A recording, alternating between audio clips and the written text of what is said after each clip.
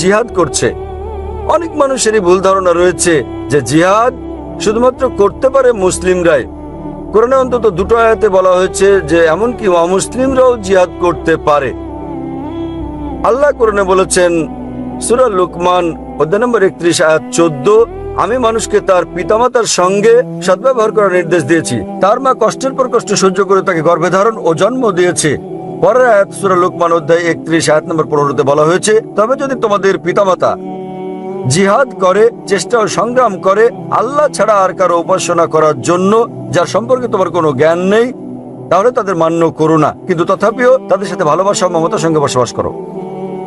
কোরআনে একই কথা আবারও বলা হয়েছে সূরা আনকাবুত অধ্যায় নম্বর 29 আয়াত নম্বর 8, যে আল্লাহ বলেছেন, আমি মানুষকে তাদের পিতামাতার প্রতি সদয় হওয়ার নির্দেশ দিয়েছি, তবে যদি তাদের পিতামাতা জিহাদ করে, চেষ্টা ও সংগ্রাম করে আল্লাহ ছাড়া অন্য কারো উপাসনা করার জন্য, তবে তাদের মান্য করবে না।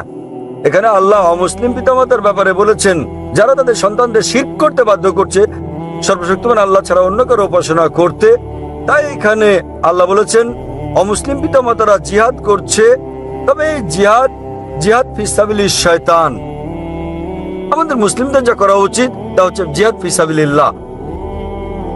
সুতরাং যে কোনো কারণে জিহাদ শব্দটি ব্যবহার করা হোক না কেন, এটা সাধারণভাবে ব্যবহৃত হয় এবং বোঝায় যে এটি জিহাদ ফিসাবিলিল্লাহ যদি অন্য কিছু না থাকে। তাই জিহাদ মূলত বোঝার চেষ্টা সংগ্রাম করা। এবং অনেক সময় পাশ্চাত্যের লোকেরা তারা জিহাদ শব্দটিকে পবিত্র যুদ্ধ বলেছে। আরবিতে পবিত্র যুদ্ধ মানে হারবুম মুকাদ্দাসা। এই শব্দ হারবুম মুকাদ্দাসা পবিত্র কোরআনে কোথাও নেই, রাসূলের কোনো হাদিসেও এটি নেই। এই পবিত্র যুদ্ধ কথাটি প্রথম ব্যবহার করা হয় ক্রুসেডারদেরকে বোঝাতে। ক্রুসেডারদের যারা বলপূর্বক খ্রিস্ট ধর্ম বিস্তার করেছিল, তারা ধর্ম বিস্তারের জন্য হাজার হাজার মানুষকে হত্যা করেছিল।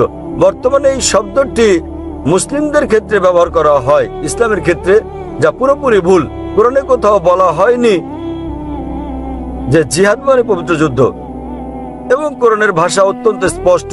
আল্লাহ বলেছেন কোরআনে সূরা মাইদা অধ্যায় 5 আয়াত নম্বর 32, যে যদি কেউ কোনো মানুষকে হত্যা করে, হোক সে মুসলিম বা অমুসলিম, যদি হত্যার অপরাধে বা পৃথিবীতে অনর্থ সৃষ্টির অপরাধে না হয়, সেজন্য সমস্ত মানব জাতিকে হত্যা করলো।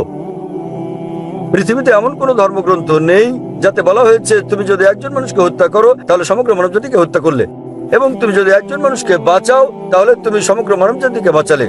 তাহলে এরকম একটা ধর্ম কিভাবে, যাতে বলা হয়েছে সন্ত্রাসবাদ ছড়াতে তুমি একটি নিরপরাধ মানুষও হত্যা করতে পারবে না? এটা হচ্ছে মূলত মিডিয়ার কাজ, যারা ইসলাম সম্পর্কে বিভ্রান্তি ছড়িয়ে বেড়াচ্ছে।